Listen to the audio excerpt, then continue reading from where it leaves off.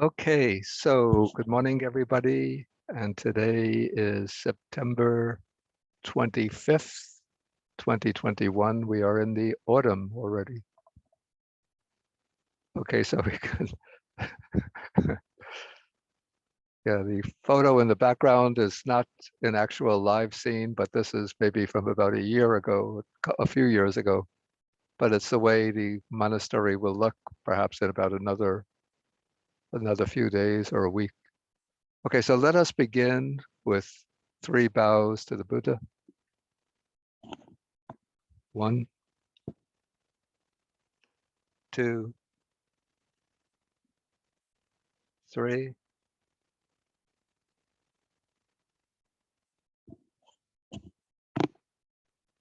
And then we'll do the salutation to the Buddha.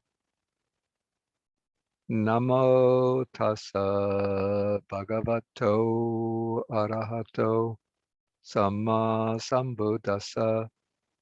Namo tassa bhagavato arahato samma sambuddhassa. Namo tassa bhagavato arahato Samma Sambuddhassa. Okay, so good morning again, and we will be now continuing with our overview of the Anguttara Nikaya, still in the Book of Fours. And today we'll be focusing on Sutta number 177. And this is a sutta addressed to the Venerable Rahula, who was the Buddha's own biological son from before his renunciation. And so when the Buddha first returned to visit his home city, Kapilavatthu, then at that time Rahula was 7 years old, and Rahula came to greet the Buddha, and the Buddha had Rahula ordained as a savanera, a novice monk, under the Venerable Sariputta. And then later Rahula, well, at the time this sutta takes place, according to the commentary, Rahula was still a novice, but now becoming maybe a teenager, an adolescent.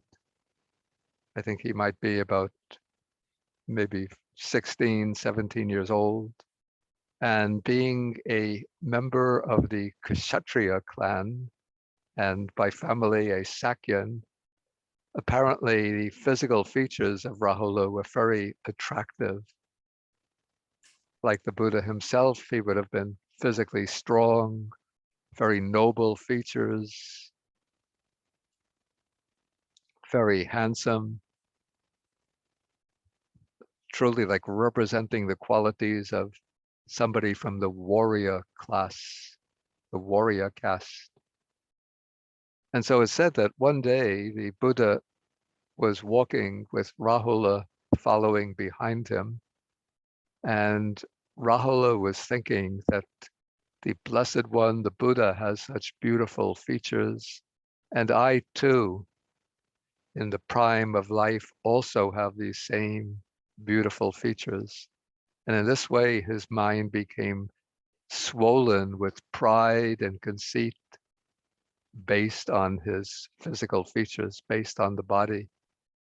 And so the Buddha was able to read Rahula's thoughts and to know that those deluded thoughts of pride based on the body were running through his mind. And so then the Buddha turned to Rahula and gave him these instructions on contemplating the body by way of in the actual original sutta, by way of the 5 elements. But this sutta here is just an extract from the original sutta. The original sutta occurs in the Majjhima Nikaya, the middle length discourses, where it's sutta number 62.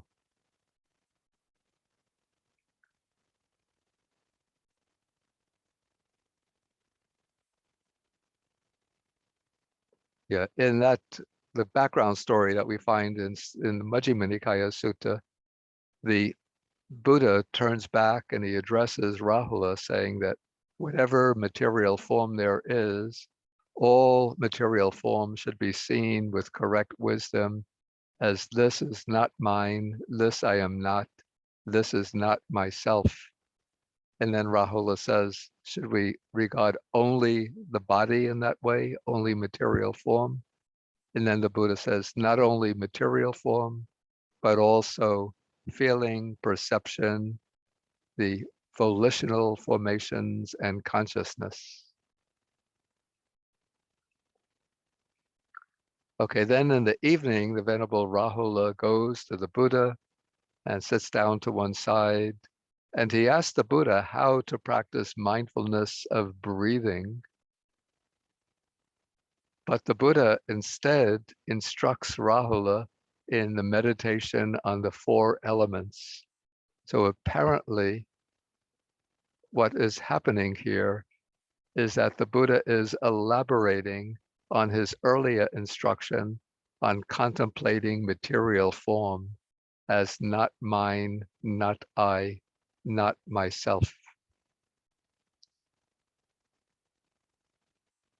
And we find in the early Buddhist teachings two major meditations on the body.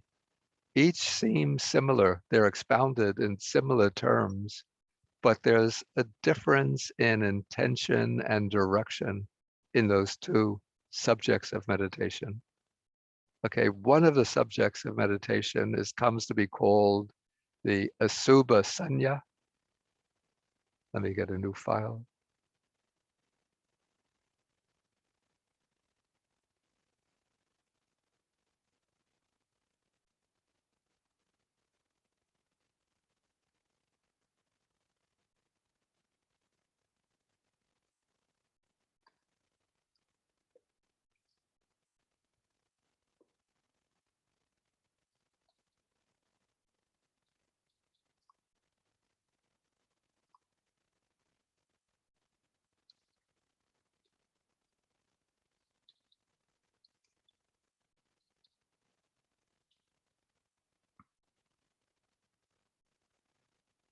So one of them is called Asubha Sanya, the perception of the unbeautiful nature of the body, sometimes also called Asubha Bhavana, the contemplation or development of the idea of the unattractive nature of the body.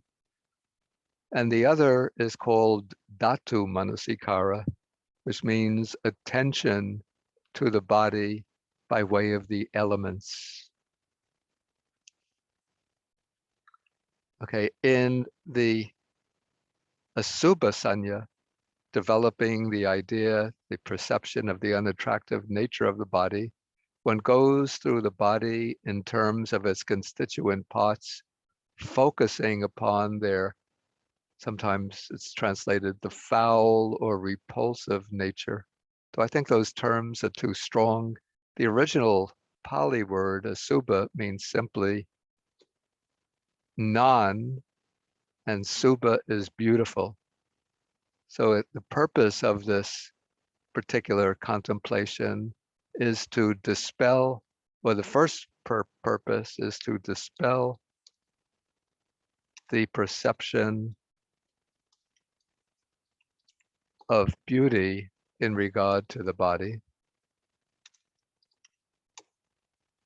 And the purpose for dispelling that perception of beauty in the body is to dispel or to remove sensual lust, because especially sensual lust in the form of sexual desire, because sexual desire thrives on the idea of the body as beautiful, as attractive. And so when one goes through the body and examines it in terms of its components, the constituent parts, seeing how all of those parts taken individually in terms of their shape, their color, their functions, their odor, and so on, are not particularly beautiful. And then when you take the collective the composite of all of those parts, then the perception of beauty vanishes. And when the perception of beauty vanishes, then sensual desire, it's not entirely obliterated, but it is weakened, it's debilitated, diminishes. And so that Asubha Sanya is particularly recommended as the antidote for sensual lust. And so in part of the standard ordination ceremony in the Theravada tradition, at least the way I encountered it in Sri Lanka, when a monk is newly ordained, right after the ordination, maybe even as part of the ordination ceremony, his preceptor or teacher will teach him in a compressed form, a condensed form, the meditation on the Asubha Sanya, usually just teaching the first 5 parts of the body: hairs of the head, hairs of the body, fingernails, teeth, and skin. Okay, so this is one of the meditations on the body. The other is Dhatu Manasikara, and that is attending to the body by way of the elements, in terms of its constituent elements, in order to establish what we might call the continuity or the essential identity between the material elements that constitute the body, our physical body, and their counterparts in the so-called external world, in the physical world. And so one establishes an essential identity between the internal elements and the external elements, and this sort of exposes the truth that this body is not something distinct from the external world, but it's contiguous with, continuous with, and essentially identical with the physical constituents of the outer world. So in that case, our claim on the body is something special, unique, something that's distinctly I, what I am, or mine, that gets removed, shattered, abandoned.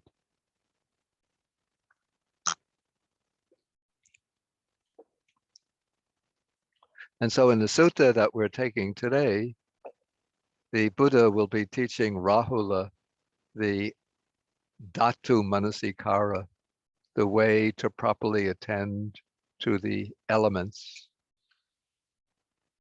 And there are basically two ways of practicing the meditation on the elements. One is to go through each element and, how do we put this, to classify the constituents of the body by way of the 4 elements. So we use the 4 elements as, maybe call these headings, for allocating or allocation of parts of the body.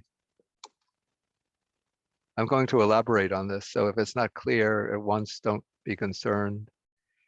And the other, and this is the more elaborate method,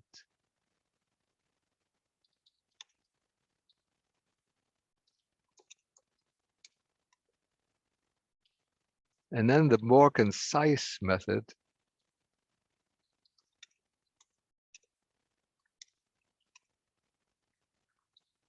is scanning the body by way of the elements.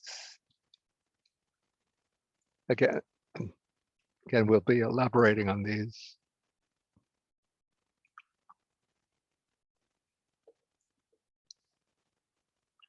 Okay, so we find the more elaborate method explained in the Majjhima Nikaya discourse to Rahula on contemplating the elements.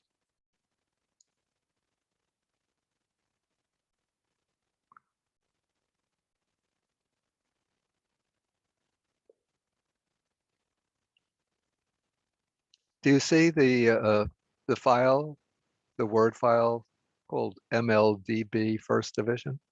Yes, Bhante. Okay, good. Whoops. Okay, I'm going to increase the font size. Okay, this should be, is the size good? Very good. Thank you. Okay. Maybe we could even make it full screen. That's even better, Bhante. Okay, great. Okay. Okay, so here the Buddha is speaking to Rahula and he says, he's going to go through each element in turn. So now we come to the earth element.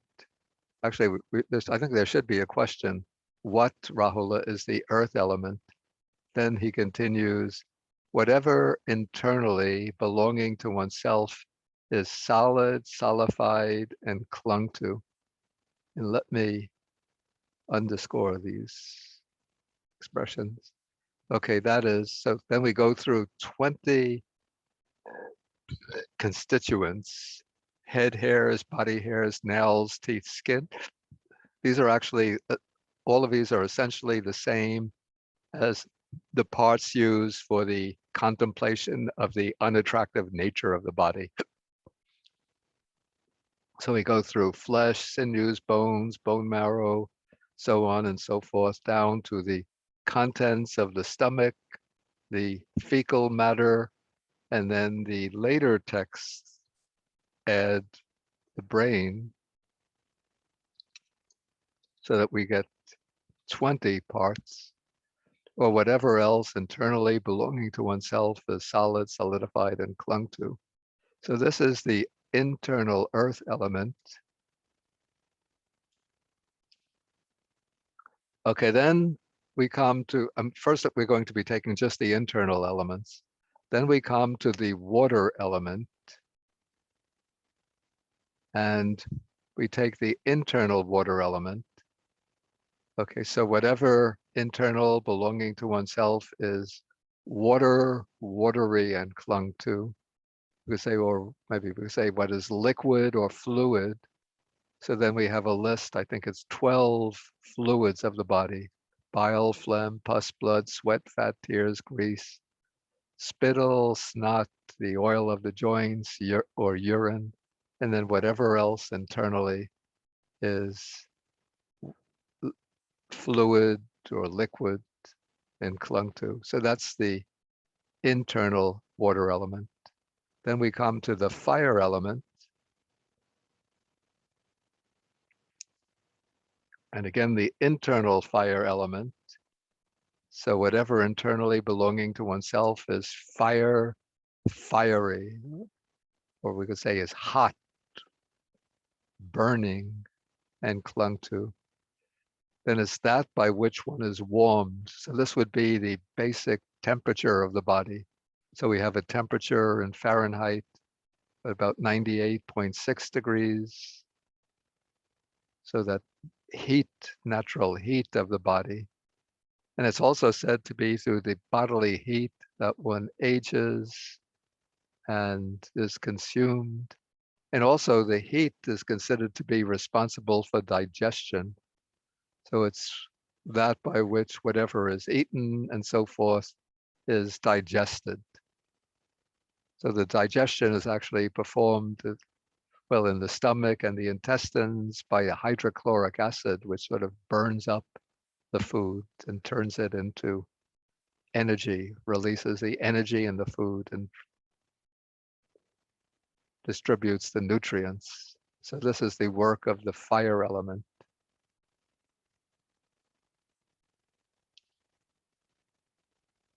And then the air element.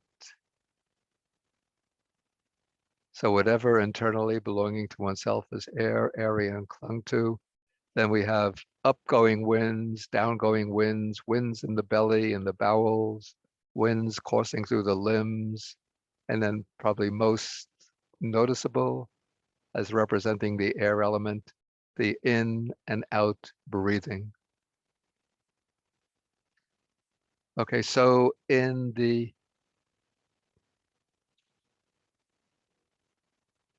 this more elaborate method, But maybe we could call this also the distributive method. Maybe distribution is a better word. We could call this the distributive method.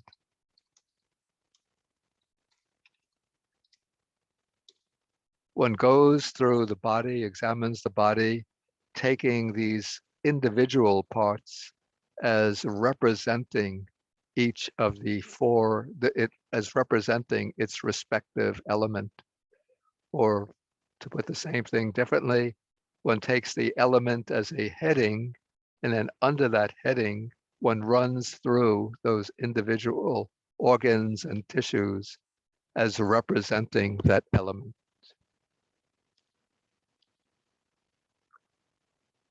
Okay, the more concise method is one uses the distinctive, what we might call the distinctive characteristic of each of the elements as a object of observation, and one moves through the body schematically, scanning the body and looking for the manifestation of that characteristic throughout the body, not taking particular organs or tissues, this representing the earth element, this the air, the water element, this the fire element, this the air element, but one scans the body looking for the manifestation of that element throughout the entire body. And so normally one would begin with the earth element, and one takes its distinctive characteristic is hardness or solidity or resistance to compression, maybe enough to take solidity. And so one would start from the top of the head and move down through the entire head, the face, the chin, the neck, then expanding out the shoulders, down the arms to the hands, the fingers, then coming back to the neck, and then going down the torso, the abdominal region, the pelvic region, the buttocks, down the thighs, the rest of the legs, down to the feet and the toes, going over the body over and over, looking for the manifestation of hardness or solidity. And as one is doing this over and over, in time, the solidity of the body, the hardness, starts to manifest in subtler and subtler ways, so that as one is scanning, the body represents itself or presents itself just as a mass of hardness or solidity.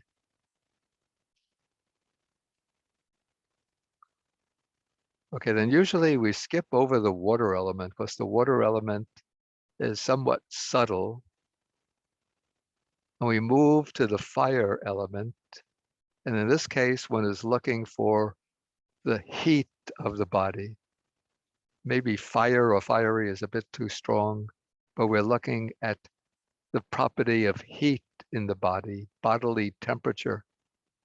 And one proceeds in the same way, going from the top of the head, moving down. But actually, what I find to get the, well, actually, to go back to the earth element, probably wouldn't begin with the top of the head, but one starts off with a particular component of the body in which you can feel hardness or solidity most clearly and distinctly. For example, one can press the teeth together to get some sense of hardness or solidity there. Or one could press some bones where bones are prominent, just covered by a layer of skin. For example, at the wrist or the fingernails. So one first gets the idea of hardness or solidity, by concentrating a bit on hard or solid parts of the body that are clear and distinctly solid. Then once one gets that impression of hardness or solidity, one knows what to be searching for, and then one starts scanning the body for hardness or solidity. So then when we come to the fire element, one starts seeking a part of the body where one can feel the heat of the body most clearly and distinctly. And what I found, my own experience, there are several places for doing that. Perhaps it's different for different people, but I find focusing on the cheeks is quite conducive to getting a sense of bodily heat.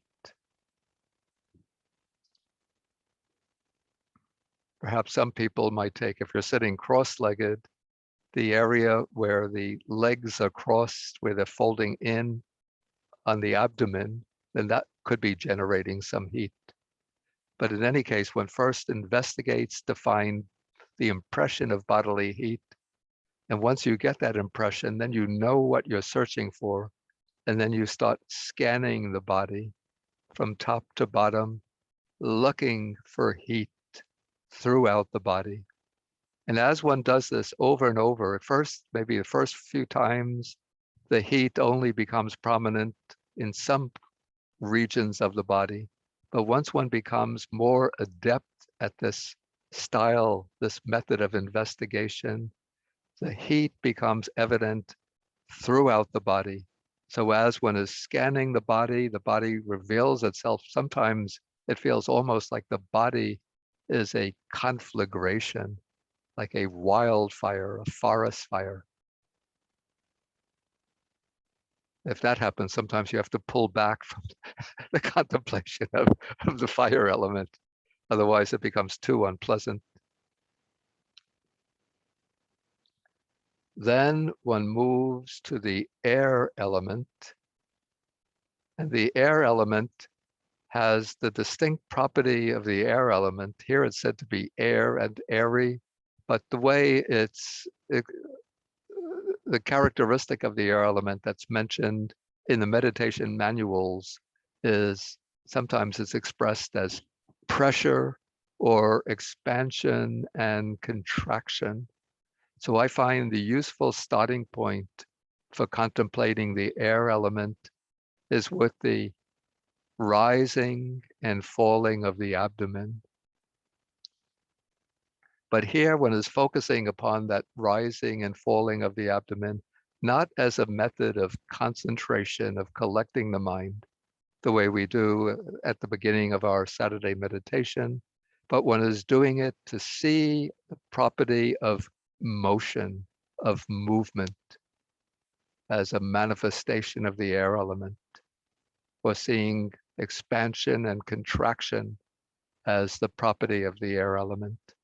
Then once one picks up the impression, the characteristic of expansion, contraction, of pressure, then one can scan the body, looking for that pressure, for the expansion and contraction. And as the mind becomes more adept, more refined, more subtle, one could start seeing expansion and contraction everywhere throughout the body. Even with the in-breath and out-breath, one could feel the sort of the impact of the in-breath and out-breath, even in the skull, even in the pressure of the buttocks against the seat. So when you breathe in, you feel the buttocks pressing down on the seat. As you breathe out, there's a lightening of that pressure.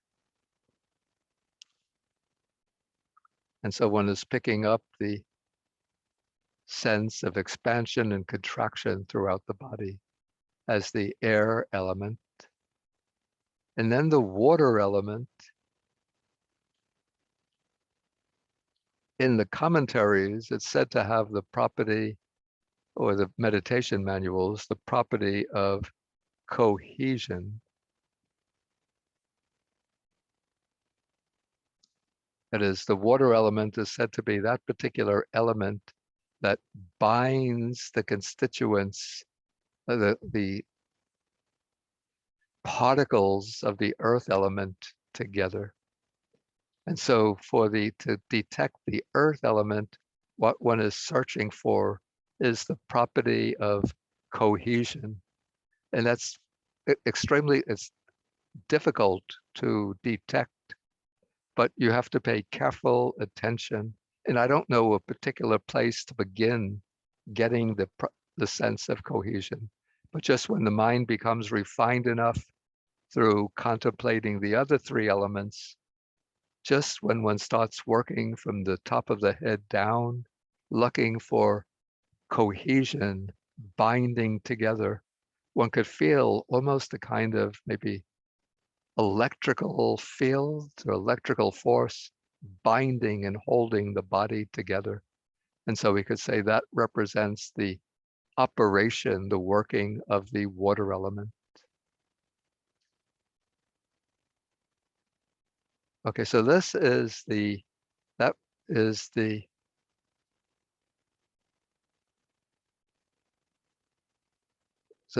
concise method of contemplating the elements, scanning the body by way of the elements.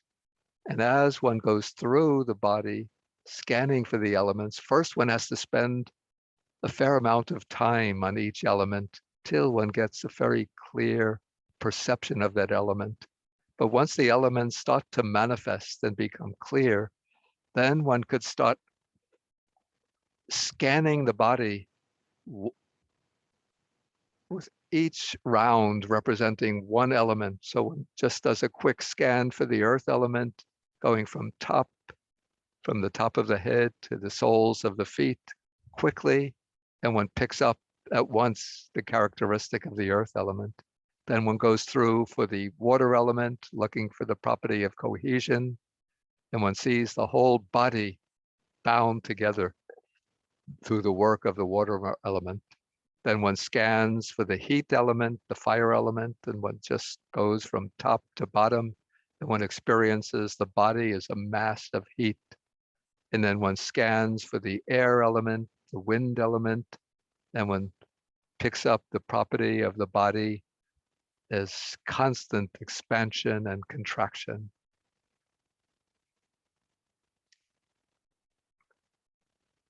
And then once one becomes experienced in this quick scanning of the elements individually, then one can scan to look for the four elements simultaneously, though that's somewhat difficult.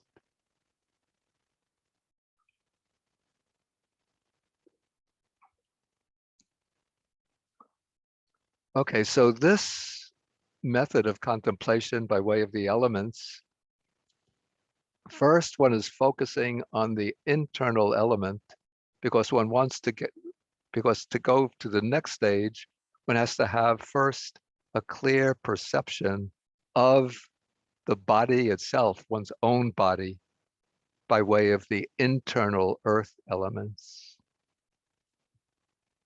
But to move in the next stage, one uses the theme of the elements in order to disidentify with the body, to uproot the identification with the body. And this is sort of the tool or means or instrument for removing, sometimes it's said to be removing conceit, but maybe I would sort of broaden the range of this and say that it's a tool for removing all of the judgments that we make about ourselves, rooted in identification with the body. And I say this becomes particularly relevant in this present day when we're getting bombarded by advertisements, which are always extolling particular images of the way the ideal body, the way the body should be. Of course, it should always be young. We have the young man and early 20s, young woman, late teens, early 20s, should be young, in the peak of health, strong, beautiful, and very precisely defined conceptions of masculine beauty, feminine beauty. And so very few of us, measure up to these standards of ideal beauty, which are presented in the advertising industry. And then we look back at our own body and we become very despondent and dejected. Or if we measure up at least partly to those standards, then we become inflated with pride and arrogance. And so all sorts of emotions and judgments and attitudes revolve around this identification with the body. So that I hear about like women perceive themselves as being too fat, and so they starve themselves. They don't want to eat. Or if they do eat, then they'll force themselves to vomit up what they eat. And then men who want to achieve the ideal body have to, maybe it's good to keep the health, but they do the body lifting the weights in the gym until they build up this super muscular body, which is all right when you're young, but then when you get older, it all turns to fat, and then they become flabby, and then they become despondent because of that. Okay, so the purpose now, once one gets the perception of the body by way of the 4 elements, and now is to deconstruct our identification with the body by contemplating, reflecting upon, and perceiving the continuity and the essential identity between the elements constituting our own body and the external elements. And so we have here the next phase, which is the phase in which the Anguttara Nikaya Sutta begins, where the internal earth element and the external earth element are just the earth element. And so one sees that there's the external earth element, which is manifest in the various solid objects around us, and most particularly in the earth itself, this vast planet that sustains us. And then the earth element enters into the food that we eat. The food that we eat comes from plants that grow, hopefully it's all plants that grow upon the earth and absorb the minerals from the earth and the chemical elements and transform them into nutrients. And so then we eat rice or wheat and different beans and dal and vegetables and fruits and pastries and whatever. And we take the earth element of those foods, the food gets digested, and the earth element of the food gets transformed into our body. So when we look at the food on the plate, it's not I, not myself, and it's only mine in the sense that it's mine to be eaten, but it's not my property. But then we eat the food, and the food is, part of it is assimilated, metabolized, and becomes part of our body. And then the idea comes, now this is mine, this is what I am, this is myself. Then the next day we go to the toilet and we expel some solid substance from the body. And now we happily say, that's not mine. That is not what I am. that is not myself. But an hour earlier, it was mine. It was what I am. It was part of myself. Okay, so we see that there is this constant exchange between the earth element of the outer world and the earth element of the body. And so when one sees this, then one that breaks the identification with the earth element of the body. So one sees, this is not mine, this I am not, this is not myself. And so this is the perception of the perception of non-self based on seeing the continuity and the consistency of the internal earth element and the external earth element. And so one is seeing this with samapanyaya, with correct wisdom. And in that case, one becomes disenchanted with the earth element. So here the text is introducing, and then one detaches the mind from the earth element. And so what is actually taking place here is one is moving from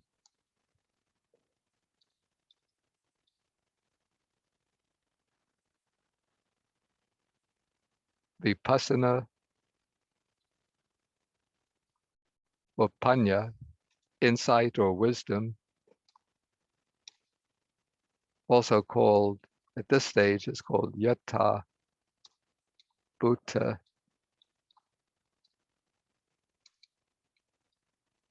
jnana dasana. It's knowing and seeing, in this case, the body, the elements, as they really are. So this is insight or panya, or the function of panya. And then this leads to the next stage, which is nibbida, which I translate as disenchantment. So previously there's a kind of enchantment with the body where one is identifying with the body, one is delighting in the body, and that is if one has a positive evaluation of a body, one is delighting in it, rejoicing in it, and becoming attached to the body.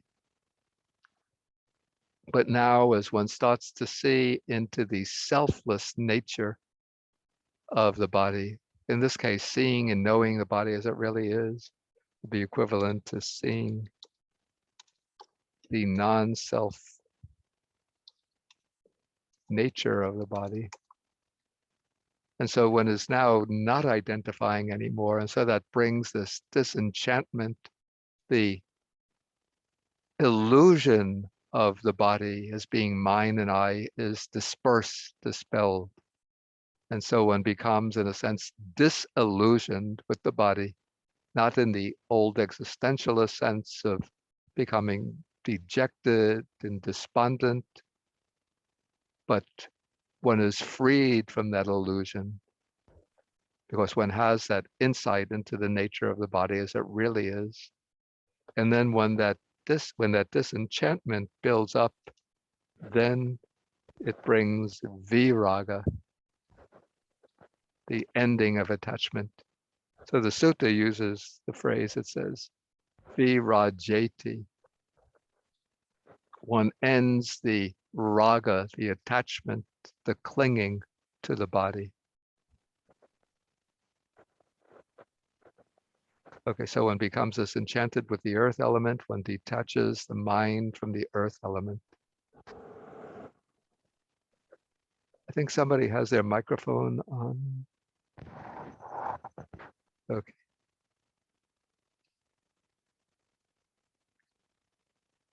Okay, so this is expounded first with regard to the earth element. Then one does the same for the water element. Again, one sees the continuity of the external water element and the internal water element. So now I have a cup of ginseng tea in front of me, which I've been sipping on. So now this is external water element, and I'm drinking it little by little, and it becomes internal water element. Then when the class is over, maybe I will experience a certain pressure down below in the bladder, and then I will go to the restroom, and internal water element will become external water element. Okay, so this shows the continuity between the internal and external water element. Okay, maybe the continuity of the internal fire element and the external fire element. So the external fire element for us, it's primarily contributed by the work of the sun, and then the rays of the sun get trapped in our atmosphere and give the heat of the planet that is able to sustain our life on Earth, sufficient degree of heat to support the arising and development of life on Earth. If the Earth didn't have an atmosphere, if it was cold, completely cold, like some of the more distant planets, no possibility for life to arise on those planets. But here the atmosphere traps the heat of the sun, and so through that heat, it provides a necessary condition for life to arise. And so that's the external fire element. And life arises in the form of physical bodies with their internal fire element.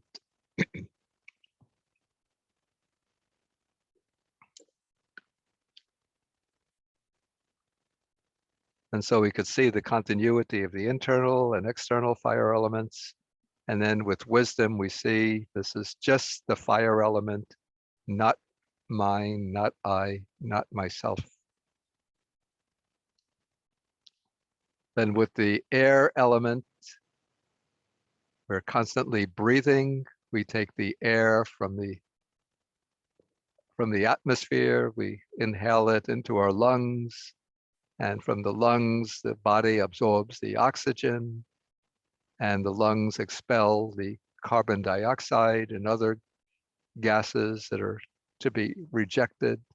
And so we have a constant exchange of the internal and external air elements. So in this way, we could see that the air element is not mine, not I, not myself. And then the oxygen and other gases taken in by the body go to build up the cells of the body, which then become part of us, what we identify with as being my body. And the cells are constantly giving off, rejecting other gases, which get released through the lungs. And not only through the lungs, but also through the skin and in other ways.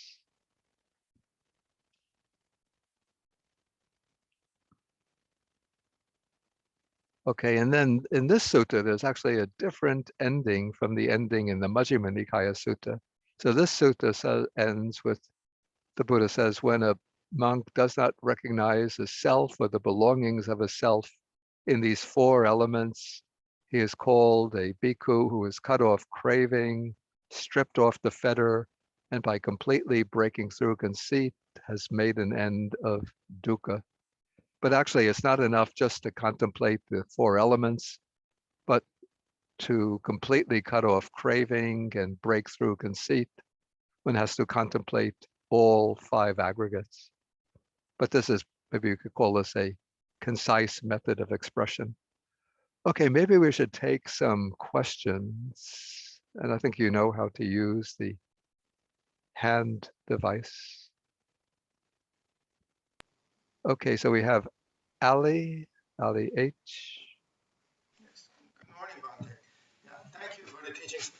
I'm wondering if what you say of the four elements, element of air or space is more closely related to the thinking mind, the thoughts that come. Can we put that in the sort of an element, the thoughts? Yeah, well, actually there are, I'm getting a bounce back. There are some suttas which explain the elements by way of 6 elements. In fact, the Majjhima Nikaya Sutta to Rahula includes the space element. Let me get it.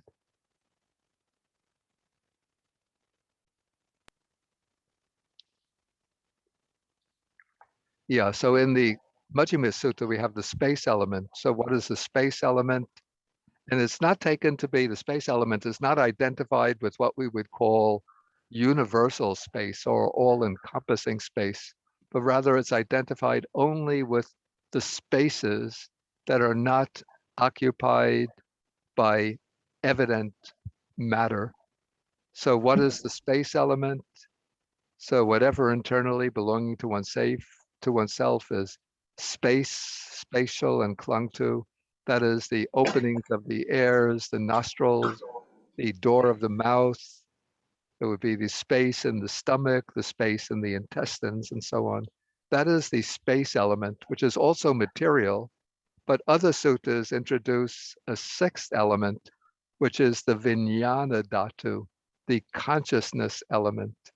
And that, you could say, the consciousness element comprises the entire mental side of experience. So the 5 material elements are the material side of existence, the physical side, and the consciousness element represents the entire mental side of experience, including the thoughts. Okay, I'm sorry, where was that at, sir? Where can I look it up again for more clarity for myself? For the consciousness element, Yes, the thoughts, yes. What sutta are you referring to? 644? Okay. 644, Uh, no, one finds no, it no, no, go ahead, sir. in Majjhima Nikaya Sutta number 140 has Okay, the 6 elements. okay. Where's the consciousness element is in there too? Yeah. Yeah, this consciousness element is in number 140. Okay. Thank you.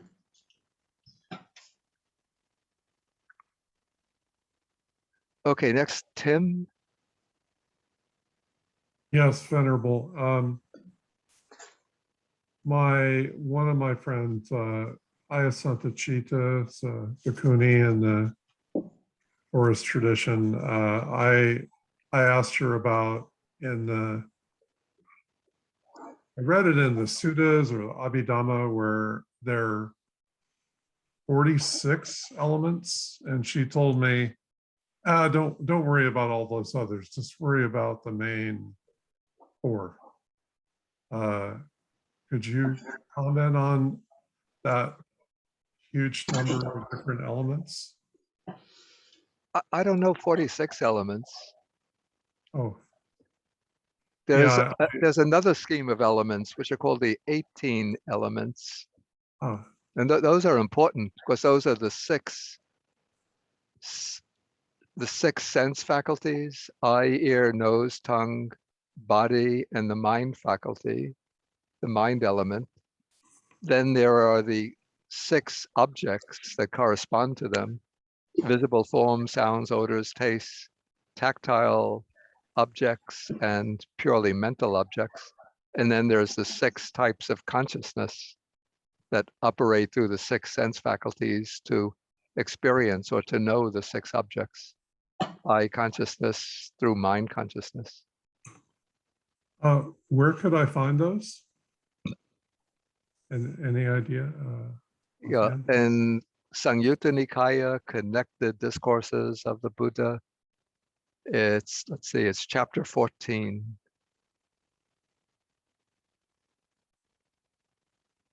Thank you, Venerable. Thank you. Okay, and Fong, Good morning, Bante. good morning. Bante, could you please explain briefly the meditation on the space element? Have you ever done it, Bante? Thank you, Bante. Yeah, I've actually never done this meditation on the space element.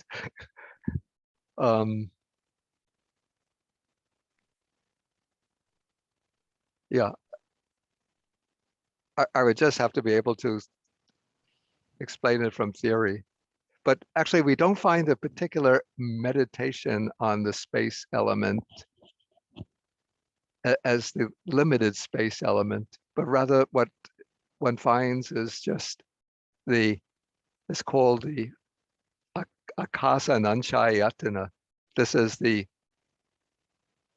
base of the boundlessness of space.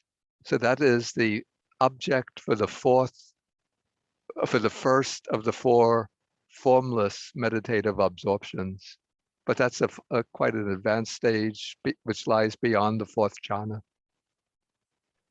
Bante, the reason I ask is because I come across the meditation of open focus and by Dr. Les Femi Excuse me? and by Dr. Les Femi, the open focus meditation. And he say that imagine, for example, imagine the space between your eyes, both of your eyes or something like that. I'm not sure if it's similar to our Yeah, Buddhist meditation on this. yeah, that's I'm not familiar with. Thank you, Bante. Sorry, Bante. Okay, Panyadipa. Good morning, Bante. Good morning. I have kind of questions that some Buddhist schools, in the later schools, says about our Venerable Rahula is the foremost of getting the secret teaching of the Buddha. Did you actually ever come across any suttas that pretty much not conventional, secret, private, that's been given by the Buddha to the Rahula?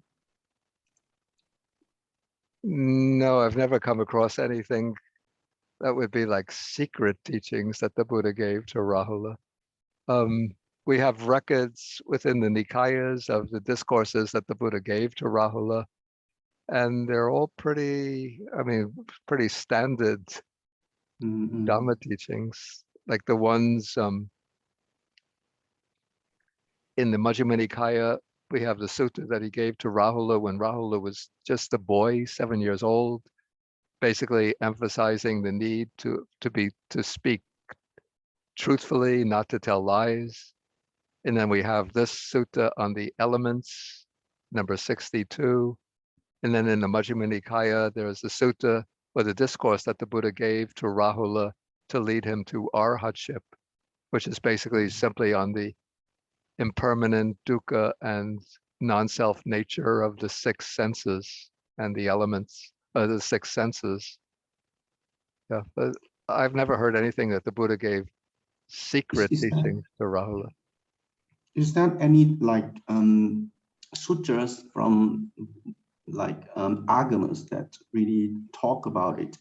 Because I remember I read, maybe it's not from the Mahayana sutras, maybe coming from a sifu, from a master, saying the secret teachings being taught to the Buddha, to the Rahula, even it's appeared in one of the Agama sutras. I'm not sure whether that's correct.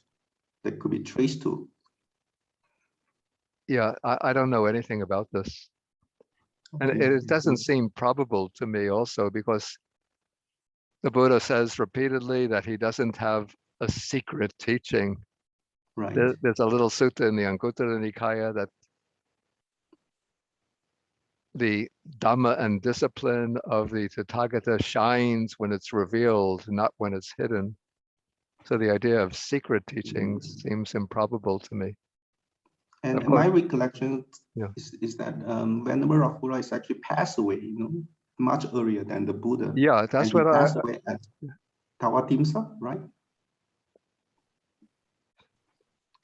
someone of the, He passed away as an arhat, so he wouldn't have taken rebirth anywhere. and he passed away before the Buddha. Yeah, Um, that's what I've read in the account of Rahula's life, that he passed away before the Buddha. Okay. I think he might have been maybe in his 50s when he passed away. Mhm. And our team's not heaven? No. No, he passed away as a human. He passed away as a human being, and then he had become an arhat. So when he passed away, he didn't take rebirth anywhere. Mhm. I guess I read somewhere that he passed away actually in the heavenly realm. I'm not sure where did this just came to me I don't know, from my. maybe he visited that realm and passed away, but I don't know about that. Okay. Okay. Thank you, Bandi. Okay, Roman. How would you recommend to approach this practice systematically, maybe in conjunction with the contemplation 32 parts of the body? Mhm. So is it should it be done like as a daily practice, or maybe I should discern whether I have these last few thoughts and then I have to practice? So how is it done? To do it in an intensive way, especially the way of the scanning, in my experience, I could only do that if I'm in sort of an intensive retreat situation where I'm not involved with other activities and I'm devoting the entire day to the meditation practice. For a kind of a practice that you do on a day-to-day basis, maybe doing it in a more sort of reflective, discursive way, the way of going through the constituents of the body, what I call the more elaborate way or the distributive method. But it would be a way that involves more discursive thinking. But you could try, different people have different capacities. And if you wish, you could try the method of scanning the elements to see if it works for a day-to-day practice. Thank you. But what I found in my experience, that before I could undertake that concise method with any degree of effectiveness, it takes like a few days of doing the mindfulness of breathing to build up sufficient power of concentration and mindfulness for doing that. But other people might have, more success with it on a day-to-day practice. So just experiment and see if you like. And how about the 32 parts of the body? I think it's closely related. Shall it be like a continuation of this practice, or you wouldn't connect these practices? Of course, the constituents of the body that are mentioned are the same, but the focus of attention is different. Okay, right. What you're looking for through the practice is different. Okay. With the asubha, doing the asubha, the meditation on the impurity or unattractive nature, you're looking to sort of expose the non-beautiful or the unattractive nature of the individual constituents of the body. And one is not concerned with the elemental nature of those parts. But with the meditation on the elements, one is not concerned with the unattractive nature, but rather with the fact that these constituents of the body represent the elements. Thank you. Okay, we'll have to bring the class to a close now. And so we will end with the sharing of the merits. Okay, so we can join the palms together. And we think of all the beings throughout the universe, and we'll be reciting to share the merits with them. So I'll recite the verses, and you send loving thoughts of loving kindness throughout the universe. Akasata Chabumata Deva Naga Mahidika Punyantang Anumoditva Chirang Rakantu Sasanam Akasata Chabumata Deva Naga Mahidika Punyantang Anumoditva Chirang Rakantu Desanam Akasata Chabumata Deva Naga Mahidika Punyantang Anumoditva Chirang Rakantu Mang Parang Dukkha Pata Jani Dukkha Baya Pata Jani Baya Soka Pata Jani Soka Hantu Sabepi Panino. May those in suffering be free from suffering. May those in fear be free from fear. May those in sorrow be free from sorrow. May all living beings also be Also thus. be thus. Sadhu, Okay, sadhu, okay. sadhu. And Okay. about to Bhante. Thank you, Bhante. Okay, so, Thank you, thank you. Bhante. Okay, so thank It's an you. amazing class, Bhante. Thank you so much. Thank Okay, you. thank you. Bhante. Beautiful Okay, class. Bhante. Stay, Bhante. okay, thank you. Take care of your health. Please take care of Okay, your thank health. you. Have a Thank you, nice Bhante. weekend. Okay, thank you. Bhante, thank you you, so much. Okay, Bhante. thank you. Thank you, Bhante. Okay, Thank okay, you, bye-bye. Bhante. Bye-bye, Okay, bye-bye. Bhante. Good, Bye. everyone. Bye, Okay, Bhante. bye-bye. Thank you, Bhante. Okay, bye-bye. Bye, Bhante.